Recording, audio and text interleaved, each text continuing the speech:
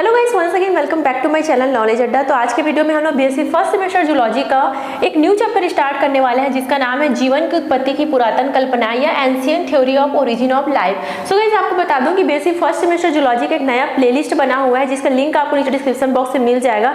उस प्लेलिस्ट में उस सारे वीडियो आप लोगों को मिलेंगे, तो चैनल को सब्सक्राइब जरूर कीजिएगा। और ये जो टॉपिक है उसका लास्ट में आप लोगों को बहुत ही ईजी हैंड रिटन नोट्स मिलेगा, तो आप लोग उसका स्क्रीनशॉट ले सकते हो। तो चलिए स्टार्ट करते हैं एग्जाम में आने वाला क्वेश्चन, जीवन की उत्पत्ति की पुरातन कल्पनाएं, ancient theory of origin of life. मतलब जो लाइफ का ओरिजिन है उसका हम लोग एंशिएंट थ्योरी देखने वाले हैं। एंशिएंट थ्योरी कहने का मतलब था कि जो पहले पुराने समय के जो साइंटिस्ट थे, पुराने समय के जो लोग थे, वो क्या बिलीव करते थे कि जीवन की उत्पत्ति कैसे हुई होगी। तो देखिएगा, ये क्वेश्चन बहुत बड़ा क्वेश्चन है कि आखिर जीवन की उत्पत्ति कैसे हुई होगी। जो पुराने टाइम के लोग थे, जो अभी के लोग हैं, वो आज भी इस चीज पर रिसर्च कर रहे हैं कि आखिर जो हमारा लाइफ का ओरिजिन है वो आखिर कैसे हुआ होगा, कौन सबसे पहले इस दुनिया में आया होगा, ये यूनिवर्स है उसका निर्माण कैसे हुआ होगा। तो चलिए, अलग अलग थ्योरी उस टाइम के जो साइंटिस्ट थे, उस टाइम के जो लोग थे, उन्होंने इस ओरिजिन ऑफ लाइफ के ऊपर अलग अलग अपना थ्योरी प्रस्तुत किया हुआ है। उसी थ्योरी को हम लोग यहाँ पर देखने वाले हैं। अब सवाल ये आता है कि ये क्वेश्चन एग्जाम में कितने मार्क्स का आता है। तो देखो, ये जो क्वेश्चन है वो लॉन्ग टाइप क्वेश्चन है ना। Origin of life, ancient theory of origin of life सीधा 10 नंबर के लिए आपको पूछा जा सकता है ना। या तो अगर इस टॉपिक से रिलेटेड शॉर्ट टाइप क्वेश्चन 3 या 4 नंबर के लिए पूछा जाएगा। इससे अंदर में जो भी थ्योरी, कोई एक थ्योरी उठा करके आपको 3 से 4 नंबर के लिए पूछा जा सकता है। तो कहने का मतलब है कि हर टाइप के क्वेश्चन के लिए आपको रेडी रहना है। तो चलिए, सबसे पहला थ्योरी हम लोग देख लेते हैं। तो सबसे पहला थ्योरी है यहाँ पर विशिष्ट सृष्टिवाद, पौराणिक दृष्टिकोण, theory of special creation, mythological approach. तो यहाँ पर देखिए, मिथोलॉजिकल अप्रोच मतलब कहने का मतलब है कि ये जो आपका थ्योरी है वो बहुत प्राचीन समय का थ्योरी है। कहने का मतलब है कि जो पहले बहुत पुराने लोग थे वो क्या बिलीव करते थे कि हमारे लाइफ की उत्पत्ति कैसे हुई होगी, है ना। तो देखो, पहले के जो लोग थे वो सुपर नेचुरल पावर पर बहुत ज्यादा बिलीव करते थे। मतलब जो अलौकिक शक्ति है, भगवान पर, गॉड पर, ईश्वर पर, उन लोग का विश्वास काफी ज्यादा था। अब देखो, पहले टाइम में क्या है ना, उतना ज्यादा हमारे साइंस का डेवलपमेंट नहीं हुआ था, ना कोई माइक्रोस्कोप बना था, ना कोई बड़े साइंटिस्ट थे। अभी तो खैर धीरे धीरे साइंटिस्ट लोग अपना डिस्कवरी करते जा रहे हैं ओरिजिन ऑफ लाइफ के ऊपर, बट पहले ऐसा कुछ भी नहीं था। तो लोगों के पास क्या था, ऑप्शन था कि वो अलौकिक शक्ति पर बिलीव करते थे, सुपर नेचुरल पावर, गॉड पर बिलीव करते थे। उनका मानना था कि जो हमारे जीवन की उत्पत्ति है, जो ये ब्रह्मांड है, ये यूनिवर्स का निर्माण है, वो भगवान ने किया हुआ है, वो ईश्वर ने किया हुआ है। तो देखिए, बाइबल बुक है ना, क्रिश्चियन धर्म में बाइबल बुक है। तो 16वीं सदी की बात है। 16वीं सदी का जो एक संस्करण था बाइबल बुक के ऊपर, जो इनका संस्करण था, उसमें 6 नेचुरल डेज के बारे में बताया गया है। कहने का मतलब है कि अलग अलग धर्मों में ओरिजिन ऑफ लाइफ के बारे में दिया गया है। चाहे हम क्रिश्चियन धर्म की बात करें, चाहे हम हिंदू धर्म की बात करें, हर धर्म में जीवन की उत्पत्ति के बारे में कुछ ना कुछ बातें तो लिखी गई है। तो अगर हम बाइबल बुक की बात करें तो इसमें 6 नेचुरल डेज थ्योरी के बारे में कहा गया है। तो इसके अनुसार यह कहा गया है कि जो ईश्वर है उन्होंने 6 दिनों में ही, मतलब जो ईश्वर है उन्होंने 6 डेज में ही इस संपूर्ण सृष्टि का निर्माण किया है। तो देखो, पहले दिन में ईश्वर ने क्या बनाया था, अर्थ और हेवन, मतलब जो पृथ्वी और स्वर्ग का निर्माण है वो उन्होंने, ईश्वर ने पहले दिन में किया हुआ है। दूसरे दिन में उन्होंने स्काई और वाटर का निर्माण किया, मतलब आकाश और जल का उन्होंने दूसरे दिन में निर्माण किया। प्लांट्स का आविष्कार उन्होंने तीसरे दिन में किया निर्माण, और चौथे दिन में उन्होंने मून और स्टार, मतलब चंद्रमा और तारों का उन्होंने निर्माण किया। 5वें दिन में उन्होंने फिश और बर्ड, मतलब मछली और चिड़ियों का उन्होंने निर्माण किया। और अंतिम दिनों में 6वें दिन में उन्होंने मनुष्य और जीव जंतुओं का निर्माण किया।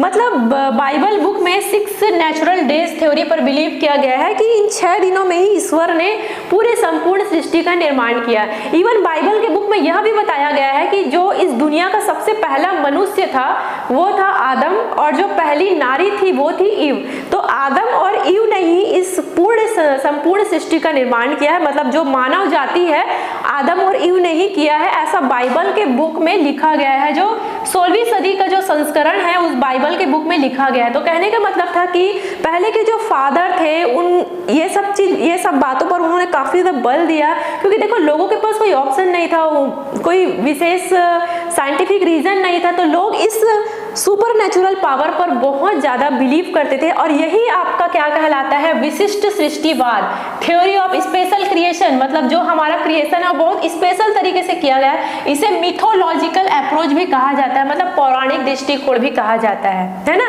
ये तो बात हुई बाइबल की, मतलब क्रिश्चियन धर्म की। अगर हम हिंदू धर्म की बात करें तो हिंदू धर्म में यह मान्यता है, पुराने ग्रंथों में भी यह लिखा गया है कि भगवान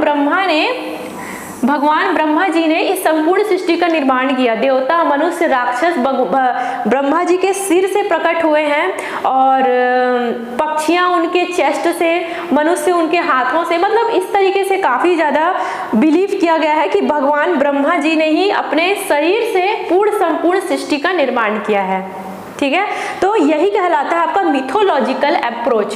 तो अगर ये क्वेश्चन 3 या 4 नंबर के लिए आता है तो ये सारी चीजों को आपको लिखना होगा। खैर मैंने नोट्स में और भी बहुत अच्छे से लिखा हुआ है गाइस, तो आप लोग एक बार चेक कर लेना। ठीक है, तो पहला थ्योरी आप लोगों को समझ में आया, बहुत ईजी है।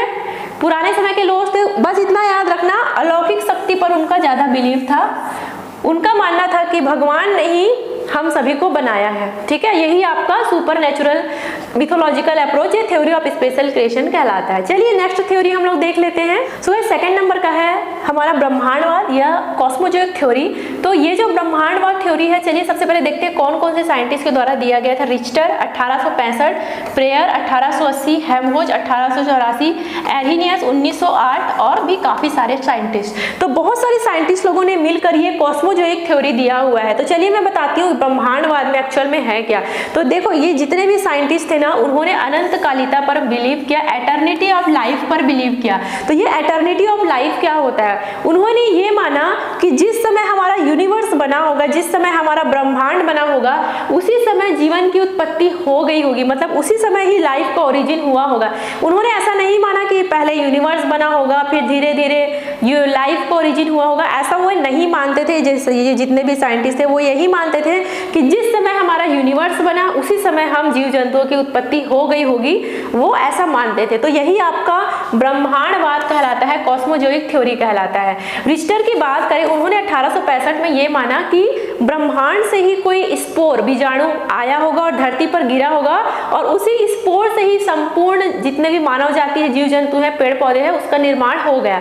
इवन हेल्महोल्ट्ज 1884 में ये उन्होंने थ्योरी दिया है कि ब्रह्मांड से ही जो प्रोटोप्लाज्म है, जीव द्रव्य है, जीव द्रव्य मतलब जो सेल में पाया जाता है, कोशिका में पाया जाता है, जिसके थ्रू बॉडी का निर्माण होता है ना, तो वो जो बॉडी का निर्माण करने वाला जो प्रोटोप्लाज्म है वो ही किसी अंतरिक्ष से, नक्षत्र से आकर के, उल्का पिंड के थ्रू आकर के हमारे पृथ्वी पर गिरा होगा, तभी हम संपूर्ण जीव जंतु मानव जाति का विकास हुआ है, डेवलपमेंट हुआ है, ऐसा हेल्महोल्ट्ज मानते थे। अगर हम एर्हीनियस की बात करें 1908 में, तो ये मानते थे एर्हीनियस कि संपूर्ण ब्रह्मांड में जो प्रोटोप्लाज्म है, जो जीव द्रव्य है, जो स्पोर है, बीजाणु है, वो तैरते हैं, ऐसा वो मानते थे। तो ये थ्योरी को याद करने का मैं बहुत सी सिंपल चीज बता रही हूँ। ब्रह्मांड के ऊपर उनका बहुत ज्यादा बिलीव था, ब्रह्मांडवाद के ऊपर। वो ये मानते थे कि ब्रह्मांड के उत्पत्ति के समय ही जीव की उत्पत्ति हो गई होगी। लेकिन जैसे जैसे टाइम आगे बढ़ते गया, बहुत सारे साइंटिस्ट लोगों ने इस थ्योरी को गलत प्रूफ कर दिया। गलत प्रूफ इसलिए किया गया क्योंकि देखो हमारा जो ब्रह्मांड है, जो हमारा यूनिवर्स है, वो बहुत ज्यादा ड्राई है ना, बहुत ज्यादा ड्राई है। तो अगर ऐसे ड्राई जगह में कोई भी स्पोर या फिर कोई भी बीजाणु, कोई भी प्रोटोप्लाज्म तो तैर नहीं सकता है ना। तो इस थ्योरी को उन्होंने गलत प्रूफ किया। आगे के जो साइंटिस्ट लोग आते गए, डिस्कवरी होते गया, तो इस ब्रह्मांडवाद को उन्होंने गलत प्रूफ किया। तो ये जो कॉस्मोजोइक थ्योरी है, ये भी आपके एंशिएंट थ्योरी के अंतर्गत आते हैं। मतलब जो भी प्राचीन साइंटिस्ट थे उन्होंने ये थ्योरी प्रस्तुत किया है। ठीक है, समझ में आया ब्रह्मांडवाद। चलिए आगे की थ्योरी अभी हम लोग देख लेते हैं। तो चलिए इस अगला थ्योरी हम लोग देख लेते हैं। इसमें स्वतः उत्पादन या ऑटोजेनेसिस या एबायोजेनेसिस। तो ये देखो इस थ्योरी के अकॉर्डिंग ये बताया गया है कि जो जीव की उत्पत्ति है, मतलब ओरिजिन ऑफ लाइफ है, वो ऑटोमेटिक हो गया, स्वतः ही उसका उत्पादन हो गया। तो देखो यहाँ पर बहुत सारे फेमस साइंटिस्ट थे, प्लेटो, अरस्तु, वो ये मानते थे कि अगर ऐसा परिस्थिति बनता है तो वहां पर जीव ऑटोमेटिक पैदा हो जाते हैं। इवन आज से 300 साल पहले तक इस थ्योरी पर लोगों का बहुत ज्यादा बिलीव था। तो चलिए मैं बताती हूँ साइंटिस्ट लोग ऐसा क्या क्या प्रूफ किए थे। उनका सबसे पहला प्रूफ ये था कि अगर कोई तालाब है, तालाब में क्या होता है, पानी होता है, कीचड़ होता है, गंदगी होता है, पेड़ पौधे होते हैं, खाद उर्वरक, मतलब सारी गंदगी चीजें तालाब के नीचे होता है। तो साइंटिस्ट ऐसा मानते थे कि वहां पर ऐसा सिचुएशन क्रिएट होता है, वहां पर ऐसा परिस्थिति होता है जिसके अनुसार वहां पे मछली, मेढक, जीव जंतु ऑटोमेटिक वहां पर पैदा हो जाते हैं, क्योंकि वहां पर कीचड़ है, पेड़ पौधे हैं और छोटे मोटे कीड़े मकोड़े हैं। तो ऐसा सिचुएशन देखकर मछली वहां पर ऑटोमेटिक पैदा हो जाता है। तो यही आपका स्वतः उत्पादन या ऑटोजेनेसिस कहलाता है। ऑटोजेनेसिस मतलब क्या होता है? स्वयं ही पैदा हो जाना। अगर वहां पर ऐसा कोई परिस्थिति बनता है तो वहां पर जीव जंतु ऑटोमेटिक पैदा हो जाते थे। ऐसा प्लेटो, अरस्तु जो फेमस साइंटिस्ट थे वो भी ऐसा मानते थे। इवन आज के समय में भी बहुत लोग ऐसा मानते हैं कि अगर हमारे बाल बहुत ज्यादा गंदे हैं, बालों से बहुत ज्यादा पसीना आ रहा है तो जुएं अपने आप पैदा हो जाते हैं। ऐसा आज भी बहुत लोग मानते हैं कि बाल को अच्छे से साफ रखा करो, नहीं तो जुएं बन जाएंगे। तो भाई जुएं ऑटोमेटिक पैदा नहीं होते, वो कहीं ना कहीं से दूसरे के सिर से ही आया होता है। ऐसे ऑटोमेटिक जुएं नहीं बन जाते हैं। लेकिन जो पहले के साइंटिस्ट थे, जो आज से 300 साल पहले के लोग थे, वो स्वतः उत्पादन पर बहुत ज्यादा बिलीव करते थे। अगर ऐसा सिचुएशन कोई क्रिएट होता है तो वहां पर जो जीव जंतु है वो ऑटोमेटिक बन जाते हैं। अगर हम लोग रोटी के टुकड़ा को ऐसा फेंक दे तो उसमें ऑटोमेटिक कीड़े मकोड़े पैदा हो जाएंगे, ऐसा पहले के साइंटिस्ट मानते थे। इवन कुछ साइंटिस्ट तो ये तक प्रूव किया था कि अगर कोई अंधेरा कमरा है और अंधेरे कमरे में गेहूं रखा हुआ है ना, अंधेरे कमरे में क्या रखा हुआ है? गेहूं रखा हुआ है, और गेहूं के ऊपर अगर हम लोग पसीने से भीगा हुआ कपड़ा को फेंक दे और उसको 5-6 दिन के लिए छोड़ दे तो चूहे वहां पर ऑटोमेटिक पैदा हो जाते हैं। तो ये स्वतः जननवाद का, स्वतः उत्पादन का मत कहलाता है, ऑटोजेनेसिस कहलाता है। जबकि ऐसा नहीं है, चूहे कहीं ना कहीं से तो आए होंगे ना, वहां पर अचानक से तो पैदा नहीं हो गए होंगे। लेकिन ये तो खैर हम आगे साइंस का डिस्कवरी होते गया तो हम इस चीज को जान पाते हैं कि ऐसा नहीं होता है। लेकिन जो पहले के साइंटिस्ट थे वो एबायोजेनेसिस पे बहुत ज्यादा बिलीव करते थे। इवन 300 साल पहले की बात है, इन सब चीजों पर बहुत ज्यादा बिलीव करते थे, है ना। तो अगर एग्जाम में एबायोजेनेसिस आता है तो मैंने बहुत सारे एग्जाम्पल लिखे हुए हैं मेरे नोट्स में, तो वीडियो के लास्ट तक बने रहिएगा, आपको हैंड रिटन नोट्स मिलेगा, उसमें मैंने लिखा हुआ है ना। बस इतना समझ लो, एबायोजेनेसिस आ गया तो स्वतः उत्पादन आप लोग लिख लेना कि परिस्थिति के अनुसार, जो अनुकूल के अनुसार वो जीव जंतु जो है वो स्वयं ही पैदा हो जाते हैं, जो कि स्वतः उत्पादन का मत कहलाता है। ठीक है, ये भी काफी प्राचीन परिकल्पनाएं हैं। तो चलिए आगे हम लोग और भी थ्योरी देख लेते हैं लाइफ ऑफ ओरिजिन के बारे में। अब चलिए इस एक और थ्योरी देखते हैं। बायोजेनेसिस का सिद्धांत है जिसे हम लोग कहते हैं थ्योरी ऑफ बायोजेनेसिस। तो ये देखो, ये जो थ्योरी है बायोजेनेसिस, वो इसीलिए लाया गया था ताकि एबायोजेनेसिस के थ्योरी को गलत प्रूफ किया जा सके। तो अभी कुछ समय पहले मैंने आप लोगों को एबायोजेनेसिस के बारे में बताया था, मतलब स्वतः उत्पादन। जो पहले के साइंटिस्ट है वो मानते थे कि जो जीव जंतु की उत्पत्ति हुई है वो स्वतः ही हो गया है। तो इसी थ्योरी को गलत प्रूफ करने के लिए लाया गया थ्योरी ऑफ बायोजेनेसिस। तो यहाँ पे काफी सारे साइंटिस्ट लोग थे, जैसे कि हार्वे 1651, हक्सले 1870। तो ऐसे बहुत से साइंटिस्ट लोगों ने अलग अलग अपना एक्सपेरिमेंट प्रस्तुत किया। उन्होंने ये बताया कि कोई भी जीव जंतु ऑटोमेटिक पैदा नहीं होते हैं, है ना। तो चलिए कुछ एक्सपेरिमेंट हम लोग देख लेते हैं। सबसे पहला देखो, फ्रांसिस्को रेडी का प्रयोग, जिसे रेडिस एक्सपेरिमेंट कहा जाता है, सन 1668 में इस एक्सपेरिमेंट को लाया गया। तो चलिए इस एक्सपेरिमेंट में उन्होंने क्या किया वो मैं आप लोगों को बताती हूँ, है ना। तो देखो, पहले के जो एबायोजेनेसिस वाली थ्योरी में ये माना जाता था कि अगर हम लोग कोई जार में मछली का टुकड़ा रख दें, मरी हुई मछली का टुकड़ा रख दें, तो उसमें मक्खी पैदा हो जाते हैं। ये क्या थ्योरी है? एबायोजेनेसिस का थ्योरी है। मतलब जो साइंटिस्ट थे वो लोग ऐसा मानते थे कि अगर हम लोग इस जार में मछली के टुकड़े, सांप के टुकड़े, कीड़े मकोड़े को ऐसे रख दें तो उसमें जो मक्खी है वो अपने आप बन जाएंगे। ये पहले के साइंटिस्ट मानते थे। लेकिन जब फ्रांसिस्को रेडी का प्रयोग, रेडिस एक्सपेरिमेंट हुआ, तो रेडिस एक्सपेरिमेंट के थ्रू उन्होंने ये प्रूफ किया कि अगर मछली का टुकड़ा रखा हुआ है तो उसमें ऑटोमेटिक मक्खी नहीं बनते हैं। तो मक्खी कैसे बनते हैं? तो यहाँ पर देखिए, उन्होंने दो जार लिया। एक जार को उन्होंने खुला छोड़ दिया, है ना, एक जार को उन्होंने खुला छोड़ दिया, और यहाँ पर भी उन्होंने मांस का टुकड़ा वगैरह रखा। लेकिन इस जार को उन्होंने क्या कर दिया? बंद कर दिया। एक जार को उन्होंने खुला रखा और एक जार को उन्होंने बंद कर दिया। तो स्वाभाविक सी बात है कि अगर जो खुला जार है तो उसमें मक्खी तो आएंगे ही ना, मक्खी आएंगे, उन लोग अपना अंडे वगैरह देंगे। लेकिन अगर जो जार यहाँ पर बंद है तो उसमें तो मक्खी आ ही नहीं सकता।